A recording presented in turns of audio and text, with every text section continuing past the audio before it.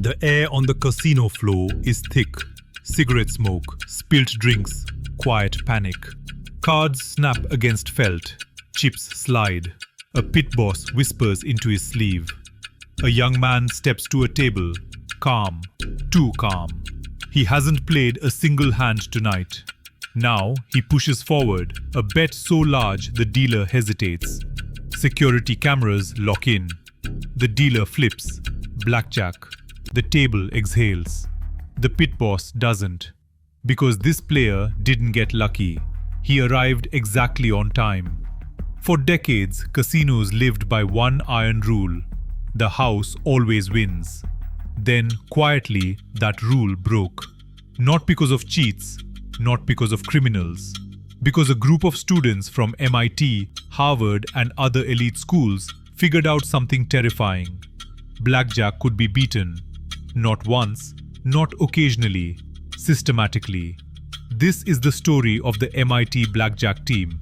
The night Vegas realized it wasn't safe.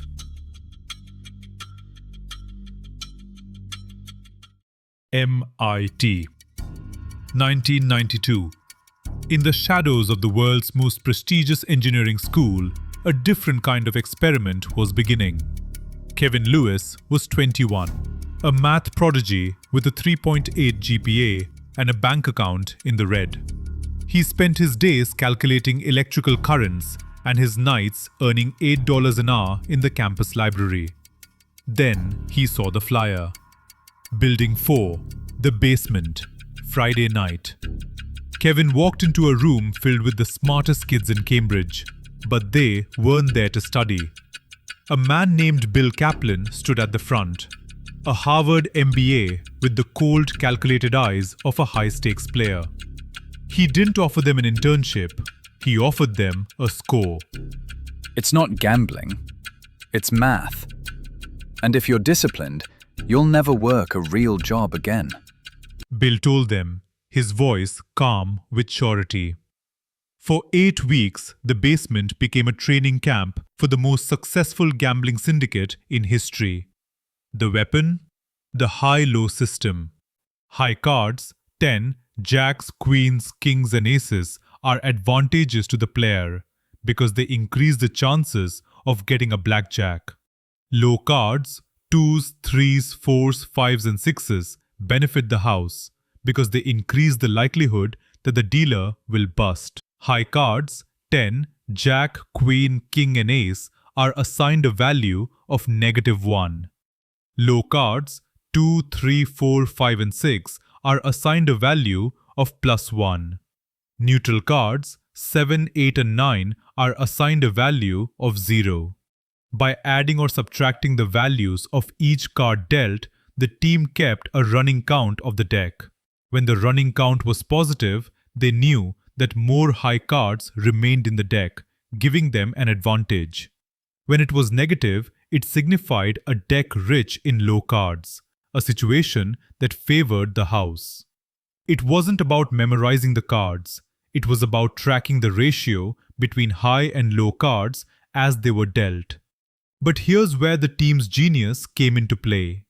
The running count wasn't just for show. The real strategy lay in how they adjusted their bets based on the count. When the deck was favorable, they made large bets. When it wasn't, they kept their bet small. This wasn't random, it was a calculated move to tilt the odds in their favor. Counting cards might sound easy in theory, but math was only half the battle. This was an undercover operation. Bill Kaplan brought in professional dealers to scream at them, blast music, and create chaos. If you lost the count for even a second, you were out. Then, the final piece. The team. The spotter, the ghost, sits at a table betting pennies, quietly counting. The big player, the assassin, waits for the signal. One signal, one seat. $10,000 on the line. They weren't playing a game. They were executing a hit. November 1992. The MIT machine lands in Vegas. To the cameras, they look like college kids on a bender. To the bank, There a $50 million hole in the floor. Kevin Lewis sits at the MGM Grand. His hands are shaking, but his mind is a computer. +1, +1, -1. The count hits +8. He scratches his ear. The big player walks up, looking bored and wealthy. He drops $5,000 in 3 hands. He wins every single one. In 10 minutes, they've cleared more than Kevin's father earns in a year. By 1994, the team is a phantom. They hit the Bellagio, the Mirage, Caesars. Different names, different disguises. Millions of dollars flowing back to Boston in suitcases.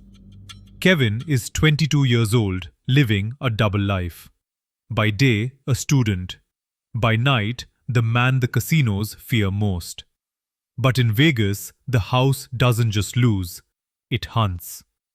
Enter Griffin Investigations, a private intelligence agency hired to protect the casino's gold. They began to see the patterns. The same faces appearing whenever a table went cold. They saw the signals. They saw the math. June 1995. The MGM Grand. Kevin is up $23,000 when he feels the heat. The pit boss isn't watching the dealer. He's staring at Kevin. He picks up a black phone. Kevin doesn't run. That would be a confession. He walks to the cashier, his heart a hammer against his ribs. He gets his cash, but he knows. The Griffin book now has his face on page 1. Then came 1997. The weapon that ended it all. Facial recognition. Biometric software that could see through wigs, glasses, and fake beards. The MIT machine was no longer invisible. By 1998, the game was over. One by one, the team was burned, banned, trespassed. Over 6 years, they took the industry for $50 million. But they paid for it with their identities. Kevin Lewis finished his degree in 1999. He had no student loans and nearly $400,000 in the bank. But he can never set foot in a major casino again. His photo is in every database from Vegas to Monte Carlo. He beat the system. He took the money. And then the system deleted him. Was it worth it? In the world of true crime, there's only one answer that matters. The math says yes.